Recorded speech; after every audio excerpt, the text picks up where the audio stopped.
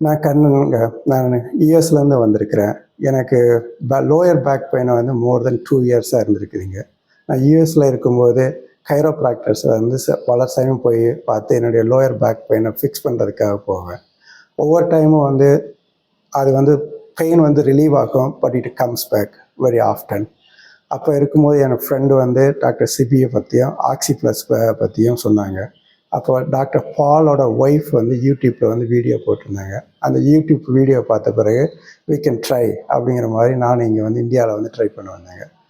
எனக்கு வந்து ஃபிசிக்கல் தெரப்பியில் வந்து மோர் கான்ஃபிடென்ஸ் இருந்துச்சு, அதர் தேன் மெடிசின் அதை விட. அதனால் வந்து இங்கே வந்தால் எனக்கு ஒரு நம்பிக்கை இருந்தது, we can doctor CB might give a better solution அப்படின்னு. அதனால் இங்கே வந்தேங்க. வந்து ஃபஸ்ட்டு செஷன் அப்போ வந்து டாக்டர் வந்து ரொம்ப கைண்ட் எனஃபாக இருந்து நிறையா கொஸ்டின்ஸ் கேட்டார், நல்லா லிசன் பண்ணார். That's I like it very much. அப்புறம் செகண்ட் செஷனுக்கும் ஃபஸ்ட்டு செஷனுக்கும் ஃபிசிக்கல் மேனிப்புலேஷன் பண்ணாங்க. பண்ணிவிட்டு 3 எக்ஸசைஸ் பண்ண சொன்னாங்க. அந்த 3 எக்ஸசைஸை நான் பண்ணிட்டு இருந்தேங்க.